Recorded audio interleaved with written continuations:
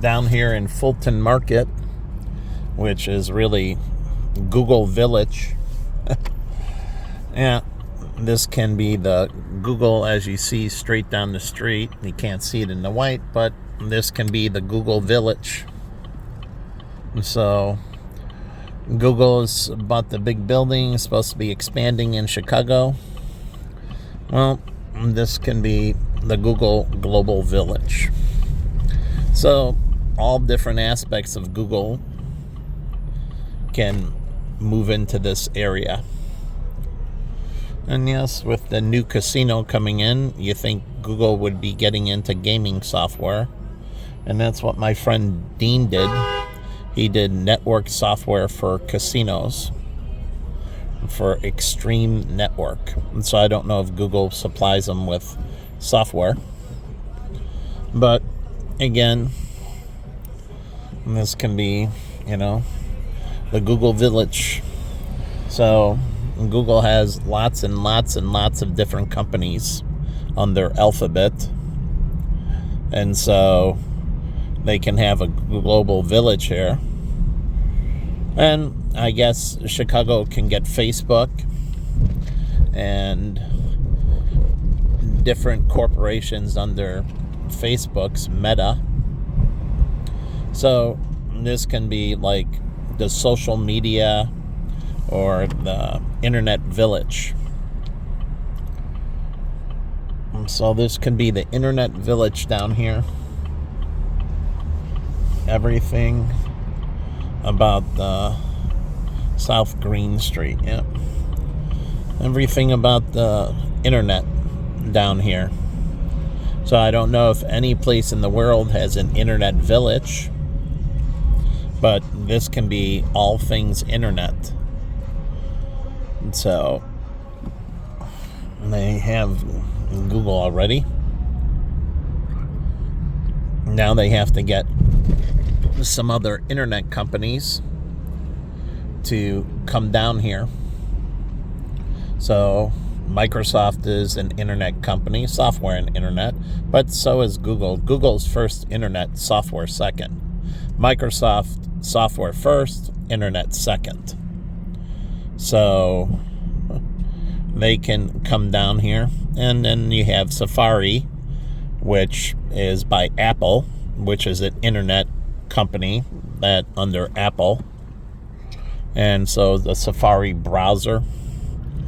So that's another internet company. And so Sterling Bay, the investment company.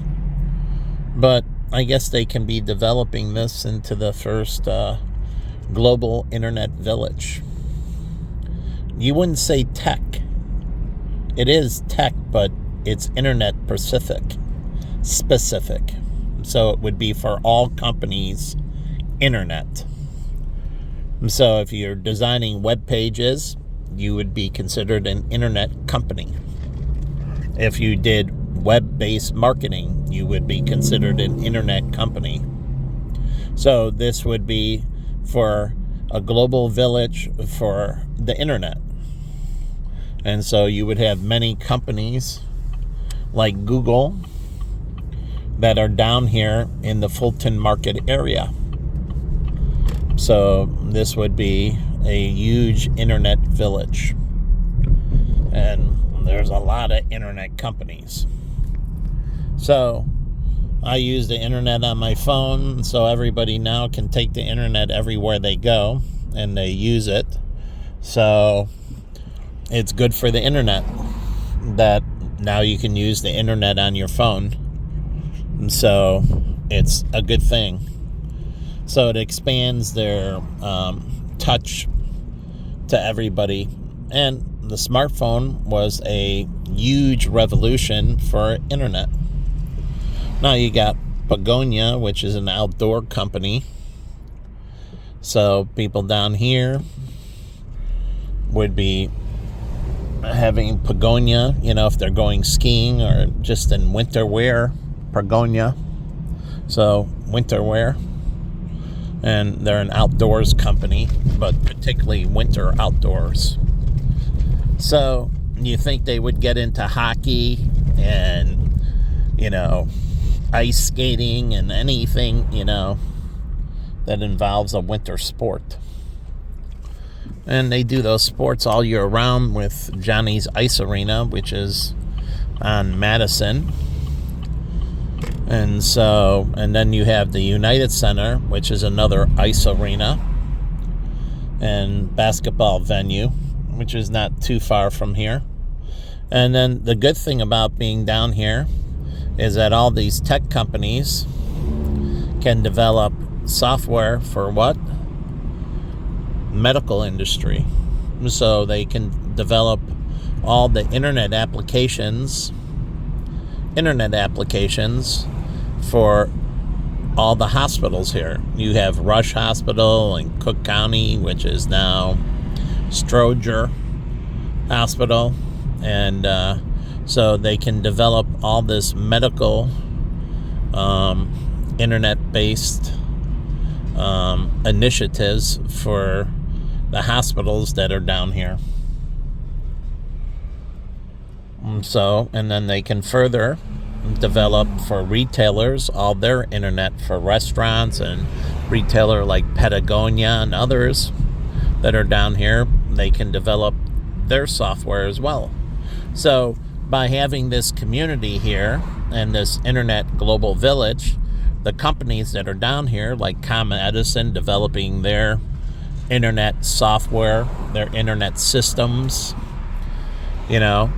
so they can also visit and watch over these companies directly, physically, and developing the solutions for these institutions. So anyways, and they can also get into traffic management in that, and then we can put, like The Simpsons, where you put the shocker in the car, and when somebody violates, you shock the hell out of them. You stop the car and you taser them. So, anyways, I'm for, civil. And it's funny, in Tucson, you had bike traffic. We didn't have this nuttiness. So, I don't get this. Even in Scottsdale, I'm hanging out in Scottsdale, we didn't get this nuttiness that seems to be like Chicago. Is there some kind of like trance on Chicago where it gets this nuttiness driving that other places don't get? Truly. And I've driven and lived in other locations in the United States, and you don't get this, urban kind of ghetto culture that Chicago has with its driving. So, I don't know.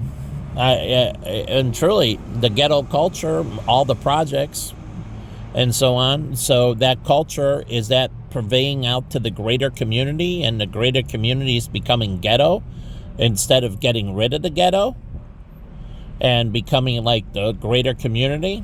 I don't think Google wants the ghetto in the workplace. Do they want people to start packing guns and shooting in the Google workplace? Workplace violence? So I wouldn't assume they would want to promote the ghetto mentality. And so, again, I would assume there's, like the pieces I posted, getting the ghetto out of society. And we need to get to a better culture, right? And a better lifestyle. But some reason they want to keep the ghetto in. That culture with the rap and that needs to evolve into a higher form of social culture than being this ghetto culture. So either it evolves or it needs to disappear because it didn't exist before and it doesn't have to exist again. So make no mistake about that, and we want music, jazz and blues and other can come more prominent. You can do remix of jazz. Surely Chicago has roots in jazz and blues and house music and those forms of music. The rap music, that's East Coast stuff. And that's really East Coast project stuff. So you can bring back more of the refined music and the jazz culture and so on, and you can put a modern spin on it. Truly, you can put a modern spin and update it for today, jazz and blues. Now, jazz is more positive. Blues, obviously, singing the blues, melancholy, and so on. But it doesn't have to be depressing. It's just expressing certain things in a certain tone. Okay? And it's a way of getting things out in a positive expression. Before, blacks, let's be Pacific, they didn't riot, they sung the blues. Truly. So instead of doing all the negativity, they used to get the things out and expressing it through music. So they didn't do the things, and they would just express their stuff through music and through dance. That's why you have tribal dance and tribal music. You expressed it through music. And then when things got better for the blacks, they moved into jazz. And jazz is more upbeat. The Roaring 20s were all about jazz. Truly. And things are really good and more prosperity in the community and so on. Let's take the black community. And they started doing less blues and more jazz because things are better. But you don't have to. You can even mix blues and jazz together. Maybe call it bluegrass. I don't think bluegrass is a mixture of both, but it can be some bluesy jazz or jazzy blues. If it's more jazz than blues, it's jazzy blues. And if it's more blues than jazz, it's bluesy jazz. But you can mix the components and put a modern spin on them. And then you can use rap. Rap is just a tempo. Rap is just a tempo. And so it's more talking. Rap is poetry. So you can take a lot of poems and turn them into rap. Lots of poetry. All poetry can be turned into rap. And rap should understand pentameter and so on and so forth is the pace of the rap music. It's how you read it, and then you're integrating music. So really it's taking poetry, and there's all kinds of good poems, and so I don't understand why they can't evolve into something very beautiful. There's all kinds of beautiful poetry. So rappers should be looking at poetry and understanding and taking training in poetry, truly. Understanding how, the different paces and the different tempos to express things in different ways. So poetry has these different tempos to give different forms of expression. So rap can be more elaborate. Right now, there is no boom, boom, boom, boom, boom, boom. There is no reason why they do what they do. But if you integrate poetry into rap, then it gives rap all this beats per minute, this pacing, this way they express words. It gives a rhyme and a reason to it. And rap can move to a high art form like symphony music. But first you have to build the foundation of why you do what you do. And you have these integration, these different tones and tempos and so on. And they can take it all from poetry and they can move it out of the ghetto into very elaborate high art, where not everybody can be a rapper. You would literally have music programs that would be training you on poetry and tempo and everything, and integrating lyrics and sound together. That's music. Music sometimes is absent of lyrics and just sound, but it's not absent of sound, meaning instruments. Then it's just poetry. So music always has the foundation of instrumental. some form of sound integrated into expression verbally. And so music can be without the verbal and still music, but music can't be music without the sound or the, sounds when it's just verbal. So music is an integration of both or just sound itself. But it can move into a high art situation. Michelle Obama athletic complex. Well, that's good. At least she's doing something on her agenda with Barack. She's continuing.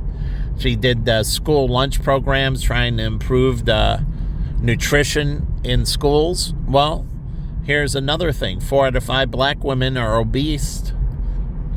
You think that would be her number one issue, is trying to get black women, number one, in shape, and further black men, but black men tend to participate in more athletics and so on and so forth.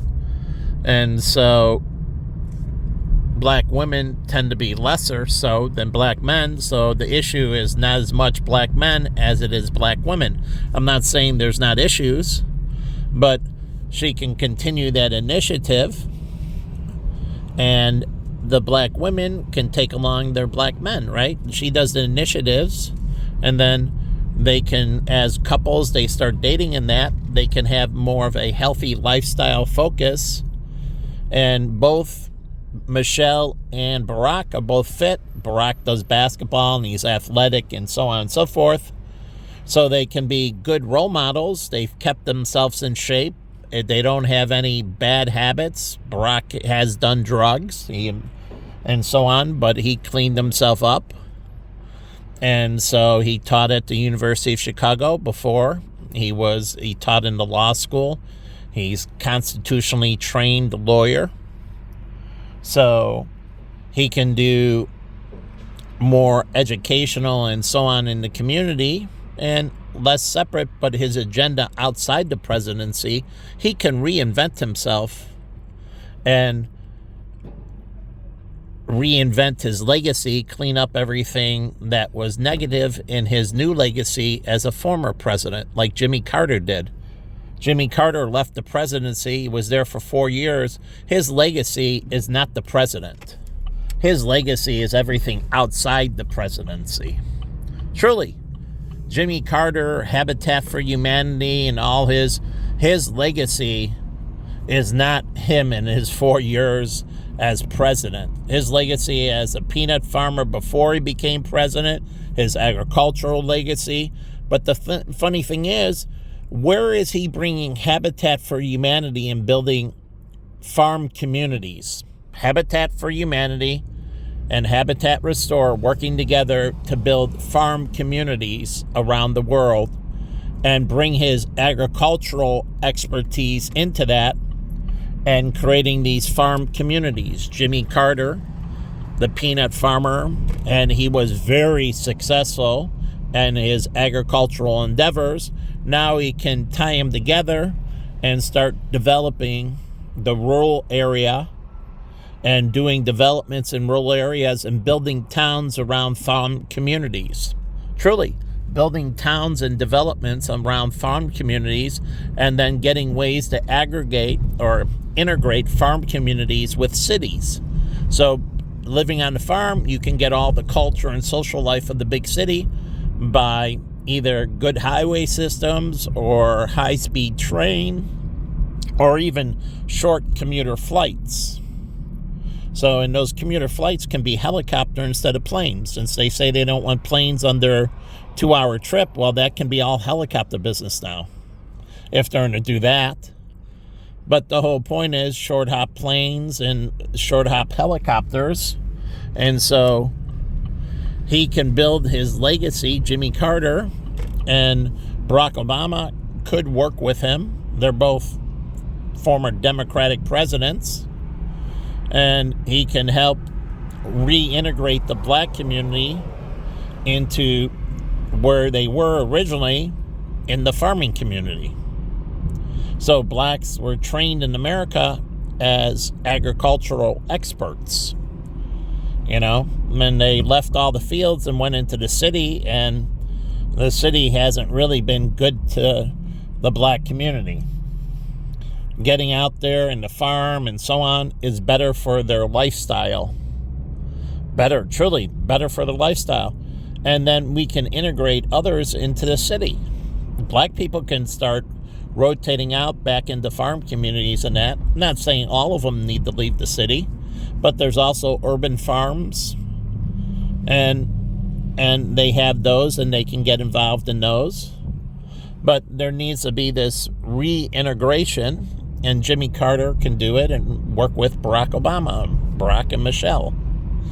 And so their legacy outside the presidency is what they should be thinking about. They were only there for 8 years, sometimes Jimmy only there for 4 years, but their legacy outside the presidency can be way substantial. So they can make themselves and reinvent themselves and leave that legacy behind, their presidential legacy, and they should be looking to put that into their past and looking to be moving forward with their legacy after the presidency. That's why they have the First Wives Club, but they also should have the Ex-Presidents Club. Truly, you have the First Wives Club, the Ex-Presidents Club, and then you have the Vice Presidents Club, right?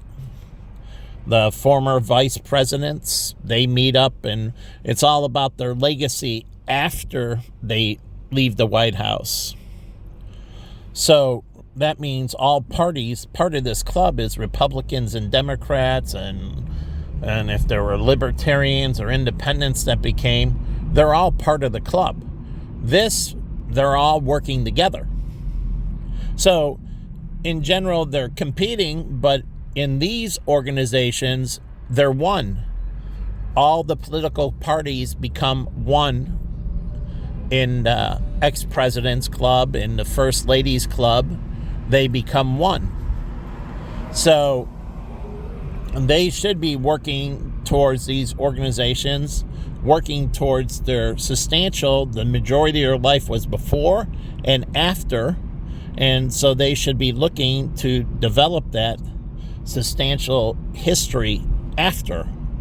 The presidency was just a stepping ground that gave them the ability to have a public stage to impact life more substantially after they leave the presidency. Like Ping, he should be looking to see what he's going to do when he leaves the presidency, and he should be planning for how he can be an international delegate for outside of the government for China.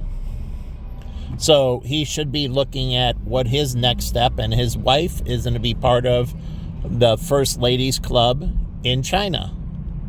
So I don't know how many former presidents of China, heads of the Communist Party he is, and I think it's called president, but they have their own First Ladies Club, just like Canada, the Prime Minister. Well, the Prime Minister is married and he has a First Lady. But isn't it great, the heterosexuality? Because you have a marriage of male and female, whether the female is the leader, then the male. And we have the First Gentlemen's Club. The First Gentlemen's Club, and there can be one member to that initially. But if we get the first female president, but the whole point, there'll be the First Gentlemen's Club, and that will be the first member in the First Gentlemen's Club, and they can do mixers. Not an integrated group, but mixers, where the First Ladies Club would interact with the First Gentlemen's Club. And eventually there'll be several members as life expectancy grows. They'll be around longer, and so there'll be more members to the First Ladies Club, more members to the First Gentlemen's Club. And so their legacy outside of this will be more substantial. So, anyways, I'm wondering about that. So they can build this into their history. And, number one is, trying to get rid of the people that are the urban terrorists, right? The people that cause tension in urban centers, which causes violence, right? You have a lot of people here, and when violence breaks out in an urban center, as we found out, it can affect lots of people very fast. So, and you want to get the violence out of the urban center so people are safe. When you live closer together, like in Japan, violence doesn't really happen. 24 million people living in a city that's basically the same size as Chicago. So they did a very good job of pushing out. So in Seoul, Korea, they got about 24, 27 million. And again, in a city probably the size of Chicago or smaller, and then Hong Kong and others, they don't seem to have the same problem. We only have 3 million people here and an incredible amount of room, where they have more people and less room and less violence. So we got to be getting rid of the urban terrorists. That should be a focus of the mayor. And you got to be tough on crime. You got to be tough on the urban terrorist. Truly tough on the urban terrorist. So things can work together, because you can't have these things, because they, as we see with 9/11, things can be very, very bad, very fast, and lots of people can perish substantially fast. So getting rid of the urban terrorist should be very, very much a focus. So I'm driving and talking, and I'm not watching the video or watching the phone. There's a big difference. My eyes are on the road. The Domino's guy's eyes on the phone. My eyes are not on the phone. This is just a verbal recording, and the cameras are pointing forward. I'm not doing a selfie. My eyes are 100% focused on the road. I'm just using this to show you what's in front of me. So, no. I am not like this guy looking down at the phone and texting. This is a video, and I'm just talking into it. So really, I'm using this as an audio recording with external pictures. But it has nothing to do where this guy, he's texting on his phone. I'm not doing that. I'm 100% focused on the road. So, big difference. And there's the other entertainment pleasure palace that's down here in Chicago. And let's go back around. So, anyways, so I wonder what they're doing about their legacy. And, go back around into a dead end. But the funny thing is, it doesn't say dead end. Right? The city of Chicago should be saying up here, dead end. Right turn, dead end. Not through street. They should be putting signs up. Do not turn, dead end. Do not turn, no through street. Do not turn. Right? They're supposed to be giving it FYI for your information so you can make good decisions. But if they don't, then you're flying blind. And they're not supposed to let you fly blind. That's called civilization. And when you let somebody fly blind, it's anti-civil, like not using the crosswalk. He doesn't understand civilization. So why would you want to bring people into a situation? They call it the urban jungle and jungle fever. And how does that cost us? With immense violence in our urban centers, bringing people in that are not civilized. Civilized people follow the rules. What's the difference between bottom culture and high culture? Truly, what's the difference between bottom culture and high culture? High culture, they follow the rules. That's about being ladies and gentlemen, but it's all about following the rules. That's it. Bottom culture, they don't follow the rules. They're animals or ghetto. So the only thing different about upper culture and lower culture is those that follow the rules and those that don't. And when you follow the rules, you handle disputes in certain ways and so on. Where lower culture, they don't handle them correctly. That's why you have all the gun violence and so on and so forth. But if you're following the rules and you understand, you use things in arbitration and mediation and other legal means, and you contact the police and you contact your alderman or senator. So the difference between low culture and high culture is following the rules. That's the difference. So if you're ghetto, you're somebody who doesn't follow the rules. And that's what they look at as trash. Upper culture looks at people. So when you go into the dining table, and Jen, I had to do training with her siblings on how to use the utensils. But the reason to do this, and deja vu, showgirls. I like showgirls. So the difference between that is all they're doing is following the rules. And it is simple for high-end dining. You have to know nothing, really. All you do is start from the outside and work your way in. So there's usually a right and left side. And so all you do is start with the outside utensil and move to the inside utensil. And they'll bring the first course and you use the outside utensil. Now, yes, there's a shrimp fork, but you can use, there is a butter knife, usually a knife to cut the shrimp. So you start one end, there's the right and left side.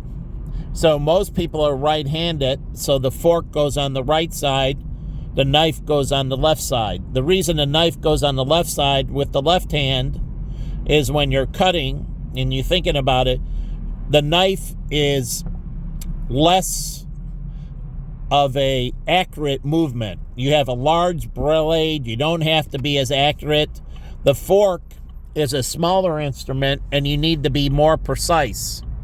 So you use your more coordinated hand. The majority of people are right-handed.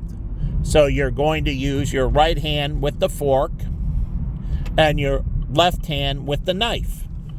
So knives are bigger blades, and so you don't have to be as accurate to do things proficiently. And the fork, you have to be more precise with the spoon, with the fork, and so on. And so there's a reason why these instruments are more precision are on your right side. Now, the problem is every dining room is set up for right-handed people. No dining room sets up for a left-handed person. So left-handed people need to learn how to eat right-handed. So it's just a thing of being a lefty. My brother learned how to eat right-handed. So, and that's good for them. It's cross-training for their brain. Where I did the opposite. I played hockey with my left hand. You know, I shot from the left side. Baseball, I was a right-handed hitter. My brother, he was a right-handed hitter in baseball and a left-handed pitcher and fielder. So I was a right-handed that way. In hockey, I was a lefty. So we cross-trained. And so he cross-trained further by eating right-handed. So he was working both hemispheres of the brain. So I was working both hemispheres of the brain. So you do these subtle things and you're able to develop both hemispheres of the brain. So, but again, being cultured is all about following the rules. So you can tell somebody who's cultured and who's not. And when we're taking people in for immigration, we're a first world country. First world country. So when you're taking people in, you only want people that are willing to follow the rules. So people from Ghana. You're looking for societies, people from Japan or Seoul, Korea. Not so much from China, depending on where you come from in China. So you have to be more precise about the immigration. Same thing with India. You don't want to bring in the heathens. And what I'm talking about is following the rules. So you're trying to bring in people that are like the Jains in India. They follow the rules. And so you're looking for people you want to integrate into the United States that are not going to cause us turbulence. You want to bring in people that are willing to follow the rules. Why we had the cocaine cowboys and we've had all these problems, all those Cubans, they emptied their jails, and all those people were the people who didn't want to follow the rules. Truly, we brought in all these people in America who don't want to follow the rules. And instead of America being much better off, countries like China and India and that, moving towards following the rules, truly their countries are integrating waste management and traffic systems and more integrating legal, like now rape and so on is acknowledged in India, and they're becoming more law-abiding. So as their economies become more law-abiding, they'll grow faster and faster. The Protestant work ethic in America, the country was, and we brought in wild herb and that, but the problem is we had periods of time where we allowed a lot of integration into the United States for people not following the rules. So when we brought in slavery into the United States, a lot of those people were for tribes that were warring, that were warriors that were captured, less civilians, and we brought in a lot of people that don't want to follow the rules. And so genetically, all these individuals, truly, these black individuals are born with this natural warrior mentality, and they don't want to follow the rules. So the thing is, they got to understand, as the Bible says, you got to be better than yourself and understand, go back to the Zulus and everything else, and you need to get the warrior mentality out of you. That's the problem in the black culture, and it's on each other. The war has never ended. What started in Africa just moved over into America. And so they have a history of inbred violence, and we brought over these ultra-violent people, and they were ultra-violent people. And so they were no holds, guerrilla warfare, no rules, like in Wakanda with the machetes, whacking people, chopping whole families. You know, these people on both sides were the worst of the worst. And so it's in their genetics, and they need to understand they need to clean up their genetics until they decide to do this. And so you watch civilized like Germans and so on and so forth, or Europeans. Remember how the wars used to be fought and it was a gentleman's war? Even with the Revolutionary War, there was all this code of conduct. That's where we get the Geneva Convention from. So there used to be this certain rules to military engagements. And there was rules so things could move forward even in hostility. There was a logical path of interaction when you had conflict. And so on the battlefield, there was this normal, like Romans had a problem when they fought against the barbarians who were but they overcame it. So that undisciplined approach was very initially hard for the Romans, but the legions changed and adapted and then crushed them. So they were doing more of a ragtag terrorist, Well, the legions adapted and they killed them all because they worked in synchronicity. So initially it threw them for a loop, but that was only initially. Then the legions adapted to their unorthodox way and they slaughtered them all. So you can very much adapt to what these urban terrorists are doing and get rid of them, slaughter them all. So we can learn from how the Romans adapted to slaughter the unorthodox. So make no mistake about it, we can get rid of them all, these domestic terrorists. So you want to get rid of these people, Hispanics, we brought in what do you think all those, go back to the cocaine cowboys and all these people? These are people that don't want to follow the law. And it's no good because nothing gets done in the justice system. They do everything vigilante, all the street killings and that. So it's not good for the court system. People don't settle. They don't hire lawyers to settle their disputes or lawyers to do arbitration and if next door neighbor, like Pete had a dispute with his neighbor. And he went through a channel of resolving the issue through legal procedures to resolve the issue with his neighbor. Now, he could have done it their way, or he could have done it the legal way. And he went the legal way. Just like I resolved the issue with his tenant, who was lying, who was a female, who was absolutely lying, and set him up numerous times, and I showed him how to handle her and her deceit. He was a good landlord. She became a very hostile tenant. And she did things she put him in false charges against him. Oh yeah, false charges against him. And I helped him work it out to counter everything she did.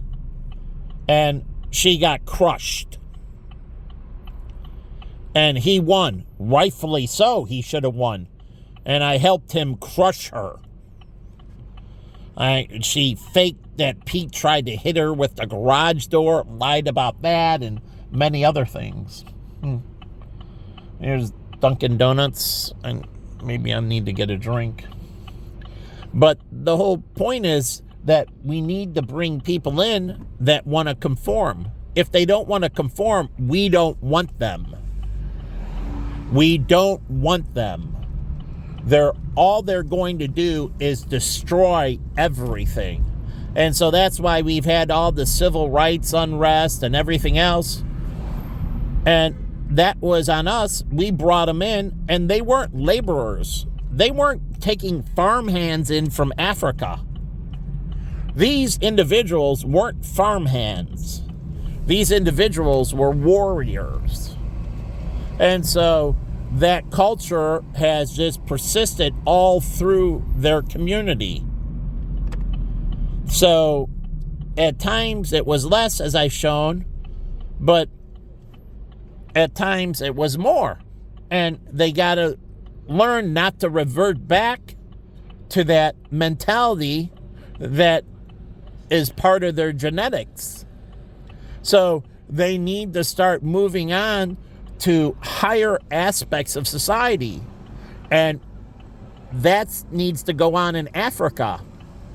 For it to work in Africa, they need to get away from and move towards trade and things where the countries can work together, and then use the World Court and World Trade Organization and others to figure out to settle disputes. So they need to figure out how they can move their societies to higher levels of interaction. And that means when you do this, you get what you get down here in Chicago when all the violence was on the south side and not down here where it was all cultured. You get high arts, you get the opera, you get the Chicago Lyric Orchestra, you get Columbia University, you get UIC University, you get all of that when you move to a more civilized society. For people so people pursue the arts. This is DePaul's Theater, I guess. And then you got the Blackstone. I think this is Blackstone, right? Yep, Blackstone. And the hotel. And you get this greater, nicer infrastructure. So when people throw their trash in the trash cans, and they do. So that's the thing with terrorism they don't understand in the Middle East.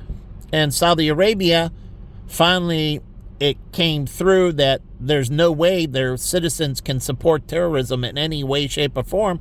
And they were sending groups into Yemen to get rid of terrorism because they didn't want it on the border. And they were also sending lots of money to get rid of ISIS, too. So Saudi Arabia was working to wipe out terrorism in the Middle East. And they had more money than other countries. And they were funding these initiatives to get rid of terrorism so trade could come through the Middle East and peace, because they have to have these governments being able to talk to each other and interact with each other and settle disputes like between Iran and Saudi Arabia without reverting to terrorism against each other. So just like Iraq and Iran, there's a lot of terrorism. And then in Palestine to the Jews, Iran and Israel going through Palestine. So Palestine was only a conduit for other countries to attack Israel in the Middle East when they had a dispute with Israel. So the UN's necessity is to get these countries to go through these diplomatic routes to end these hostilities. It's not that you don't have strong borders and that you'll have these lone wolves and so on that want to destroy the structure, and you have this, but more of it is the military does this policing of the border and protecting the country from, these militant groups. So the military looks outward, making sure that, these militant groups don't come inward. So whether you're Egypt or Saudi Arabia or the EAU and so on. So this is a way for hostile people in one country not to enter another country, and they go around their government. This is backdooring their government. Terrorists backdoor. They want to be the government. They want to be the rulers. They want to control everything. And so what they do is they backdoor the government.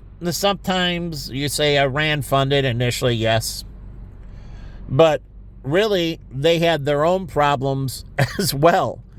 So they realized, these regimes, that they couldn't operate with these groups because they become like ISIS, and they want to destroy them, and they want to be the rulers. So eventually it's just a stepping stone to when they take down the government. And so the head of Prudential's wealth thing, which was a female who was in Saudi Arabia, said the government realized that the terrorists were using this to sidestep and eventually tried to remove the royal family. And then other royal families around the Middle East realized that the terrorist organizations, whether they thought they were on their side or not, really the ultimate goal was to get rid of them as well. So the royal families and the governments in the Middle East came together and decided, we need to get rid of the terrorism. And now we need to start our proper diplomatic channels between our countries, and then our military can protect each of us from the people who don't agree in our country trying to hurt our, trading partners. So protecting us against people who disagree in our country that will go to terrorist means to undermine their own government. Will go to terrorist means. That's what the threat, like the Tom Clancy one, Clear and Present Danger, they plant the nuke, but the whole point was to undermine its own German government. Undermine its own. So the neo-Nazis that supposedly planted this, their whole movement was to undermine their own German government and their movement of stability and interacting with other European and global partners. And so they wanted to topple the regime. And so terrorism is the method to topple structure. And so you need to understand militaries are supposed to protect countries from these bad actors, and the UN is supposed to, and so each country has their military looking outward, protecting bad actors from coming inward. And also we have our internal, the FBI and that, from our bad actors doing things here, domestic terrorism, and also our bad actors going outward. We tried to catch our own people who would want to do terrorist acts against other countries to undermine our political relations. And so we tried to stop people from funding terrorist action abroad that can compromise our partners and compromise the diplomatic channels.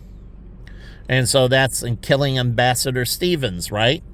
The whole point of that is to destroy the diplomatic channel, to bring things more towards, animalistic, and to topple governmental infrastructure. And so the UN needs to stop these domestic terrorists and these domestic terrorists from acting within a country, but also acting abroad as well, because it destroys all diplomacy. So governments can have natural change within inside, and you can have parties and elections and so on, and a civil way of debate. But again, people at the bottom need to understand that they need to start following the rules. They need to move away from their animal instincts, and they need to follow the law and work through and use their second and third brain to control their primitive brain to move forward. And yes, you'll develop a fourth brain, even a higher center of reasoning. So we should be working on expanding the mind and expanding our states of consciousness. And that's what I was working on with Jen to get this angelic life, is really moving to this higher level of state of consciousness. And you have gastronomy and food and so on and so forth, moving away from the primitive just to survive and moving into this higher levels of gastronomy. Now, Hannibal, the TV show, does it, but it makes me sick and never want to eat meat again because, he's eating humans, which naturally is poisonous for us. If you eat your own species, you die. No one eats their own species. Only if they do it, it's a limited thing. But in general, no one eats their own species.